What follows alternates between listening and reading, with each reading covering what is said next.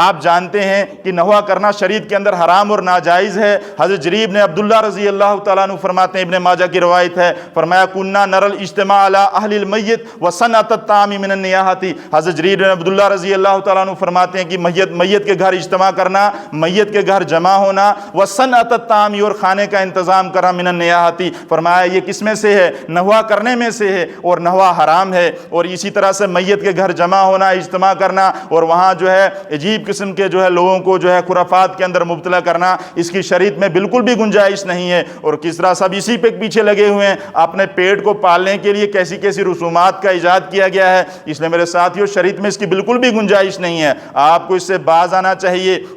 اور کس طرح سے غلط استعمال، مدارس کے چند مدرسے والے ایسے ہیں جو کس طرح بچوں کا غلط استعمال، اور حالانکہ ان کے والدین نے ان کو تعلیم کے لیے بھیجا ہوا ہے، کس طرح ان کا تعلیمی نقصان ہوتا ہے، اور پھر چل پڑتے ہیں اور وہاں سے پھر کچھ جو ہے نیاز وغیرہ لیتے ہیں، اور بچوں کو بھی کچھ دیتے ہیں، کچھ خود کھاتے ہیں، کمائی چل رہی ہے۔ اس لیے تو یہ بات تو ان کو کیسے قابل قبول ہوگی؟ جو لوگ اس فتنے کے اندر مبتلا ہیں، ان کو یہ بات اچھی لگ سکتی ہے؟ کبھی بھی نہیں لگ سکتی، اس لیے کہ ان کا پیٹ اسی سے چل رہا ہے، اور پیٹ پر جب کوئی لات رکھے گا درد تو ہوگی۔ وہ جو ہے آپ کی کوئی آدمی اگر کسی کی دم پر لات رکھ دے، کسی جانور کی، تو اس کو تو تکلیف ہوتی ہے، یہاں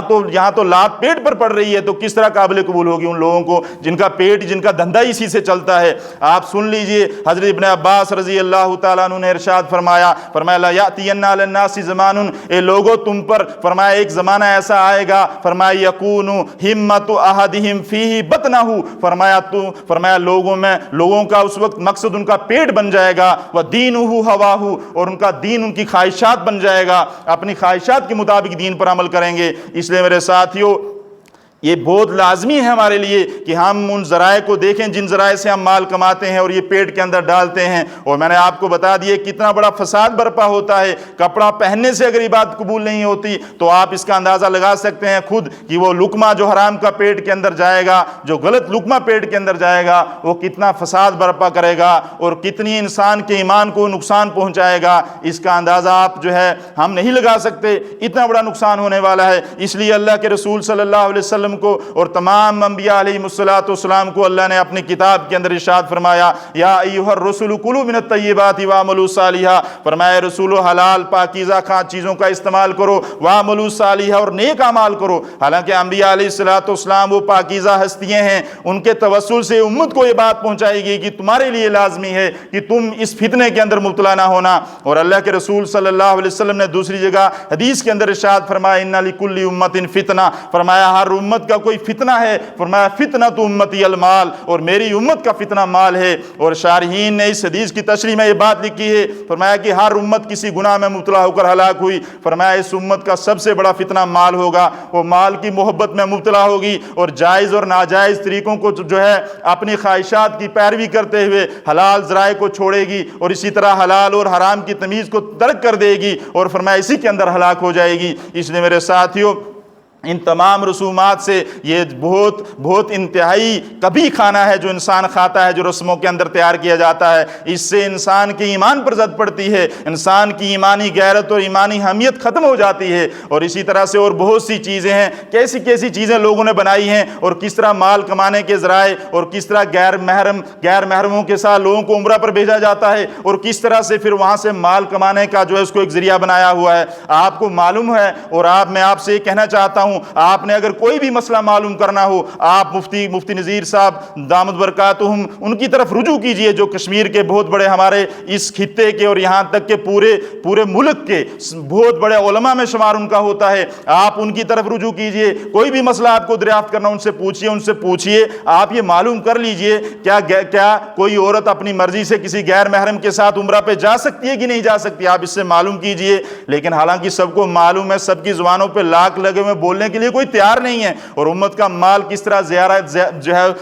اس کو ضائع کیا جا رہا ہے، اور کس طرح سے امت کے عورتوں کو اور مردوں کو، اور ایک اور مرد جو ہے جموں سے پکڑ لیا، عورت کشمیر سے پکڑ لی، ان کی جوڑی بنا کر ان کو عمرہ پر بھیج دیا گیا۔ کیا یہ شریعت اسی اجازت دیتی ہے؟ اور اس لیے کہ اپنے پیٹ کو پالنے کے لیے، اپنے معاملات، اس لیے کہ ہمارا پیٹ کا معاملہ ٹھیک رہے اور ہمارے پاس مال آتا رہے، یہ اس کی غرض بالکل بھی نہیں ہے کہ حلال طریقے سے آئے کہ حرام طریقے سے آئے۔ اس لیے میرے ساتھیوں یہ بہت سے فتنے ہیں معاشرے کے اندر جو پنپ رہے ہیں، آپ کو اس کے بارے میں دھیان رکھنا چاہیے اور اکابر علماء کی طرف آپ کو رجوع کرنا چاہیے، اور آپ کو کوئی بھی کسی بھی مسئلہ آپ کو پیش آتا ہے، آپ جو اکابرین علماء ہیں ان کی طرف رجوع کیجئے، مسئلے کو ان سے معلوم کر کے پھر اس پر عمل کیجئے۔ اپنی مرضی سے اور اسی طرح سے چلتے پھرتے لوگوں سے مسئلہ معلوم کرنے کی ضرورت نہیں ہے، اس لیے کہ وہ آپ کو غلط راہ دکھائیں گے، اپنے پیٹ پالنے کی وجہ سے، اپنے پیٹ کی غرض کو پورا کرنے کے لیے آپ کو غلط راہ دکھا سکتے ہیں، اس لیے کہ ان پر کوئی اعتماد نہیں ہے۔ اس لیے آپ کو اس بات کو یاد رکھنا چاہیے، اور اس مال کمانے کے اندر انتہائی درجہ آپ کو احتیاط برتنی چاہیے، اور خاص کر ان مدارس، وہ جو چند مدرسے ہیں جو پیٹ پالنے کے لیے قائم کیے گئے ہیں، آپ جانتے ہیں اور میں بھی یہ بات جانتا ہوں، اس بات کے تاثرات میں، اس بات کے بدلے میں یہ تاثرات ظاہر کیے جائیں گے کہ یہ مدرسے کے مخالف ہے۔ اللہ کی قسم ہم مدرسے کے مخالف نہیں ہیں، مدرسہ ہماری جان ہے اللہ کی قسم، اور مدرسے کی پیداوار ہم ہیں، لیکن ہم مدرسے کے خائن نہیں ہیں۔ آپ لوگوں نے مدرسے سے خیانت کی ہوئی ہے، آپ نے لوگوں کے بچے لا کر ان کو غلط استعمال کیا اور دعوتوں کے اندر لگایا، اور جو اصلی مقصد تھا قرآن و سنت کی ان کو تعلیم دی جائے، اس سے آپ نے بچوں کو محروم رکھا، اور اسے اپنے پیٹ کو پالنے کے لیے آپ نے ان بچوں کو استعمال کیا۔ صبح بھی لے گئے دعوت میں، شام کو بھی لے گئے دعوت میں، کیوں؟ آخر کیوں آپ امت کے نوجوانوں کے ساتھ ایسا ظلم کرتے ہیں؟ اللہ کی قسم، اللہ کے بندو، اللہ کی امت، اللہ کی مخلوق پر رحم کھاؤ، آپ اس سے باز آ جاؤ جو کام آپ کر رہے ہیں۔ میں آپ کے سامنے حدیث پیش کرتا ہوں، اللہ کے رسول صلی اللہ علیہ وسلم نے نحوا سے منع کیا۔ اگر آپ اس طرح میت کے مردے کے کھانے پہ پہنچ جائیں گے تو فرمایا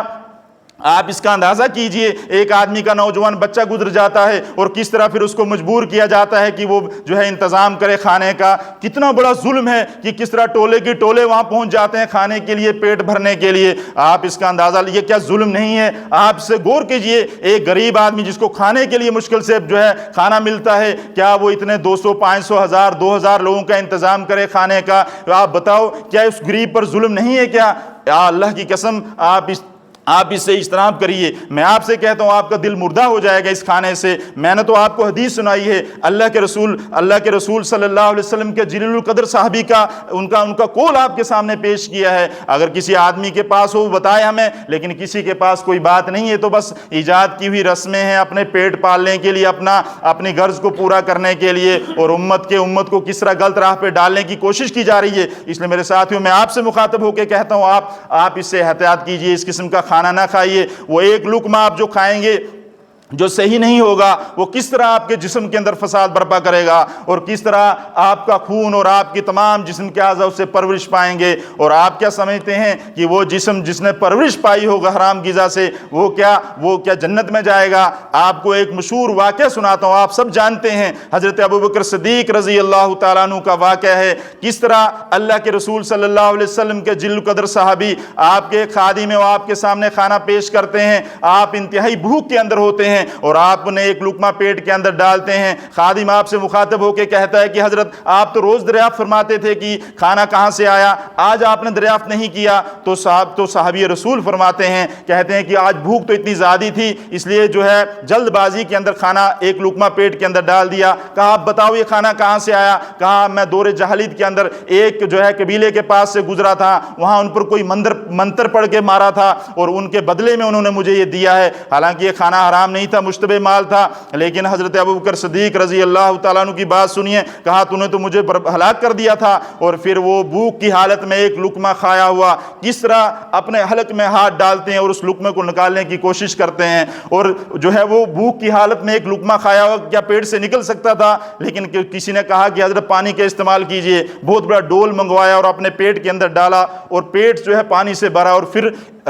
حلق کے اندر ہاتھ ڈالا اور ایک ایک دانہ اپنے پیٹ سے باہر نکالا، اور اللہ کے رسول صلی اللہ علیہ وسلم کا قول نقل کیا، اور فرمایا میرے حبیب نے مجھے فرمایا کہ وہ جسم جو حرام کے لقمے سے پرورش پائے گا، فرمایا وہ جنت میں نہیں جا سکتا۔ تو کسی دیکھنے والے نے بات بھی کہی کہ حضرت اتنی ایک لقمے کے لیے آپ اتنی مشقت اٹھاتے ہیں؟ کہا اگر ابو بکر کی جان بھی چلی جاتی اس لقمے کو نکالنے میں تو ضرور میں اپنی جان دے دیتا۔ اس لیے میرے ساتھیوں، آپ مال کمانے کے اندر احتیاط کیجئے، آپ دوسروں کو مت دیکھیے۔ لوگ تو بڑا کچھ کر رہے ہیں آج مارکیٹ کے اندر، معاشرے کے اندر بہت کچھ ہو رہا ہے، اور لیکن آپ اللہ کی قسم اپنے بچوں کے ساتھ ظلم نہ کیجئے۔ آپ اپنے بچوں کو حلال غذا کھلائیے، پھر دیکھیے ان کے ایمان کا نور کیسا بنتا ہے، آپ دیکھیے پھر ان کا ایمان کیسے چمکتا ہے، اس کی چمک لوگ محسوس کریں گے۔ لیکن بشرطے کہ آپ اپنی اولاد کو حلال غذا کھلائیں، اپنے گھر والوں کو حلال غذا کھلائیں۔ یہ معاشرے کے اندر جو بربادی آپ کو دکھتی ہے، جو ایمانی کمزوری اور بے غیرتی ہمیں دکھتی ہے، اللہ کی قسم اس کی بنیادی وجہ ہمارے کھانے کے اندر پاکیزگی نہیں ہے۔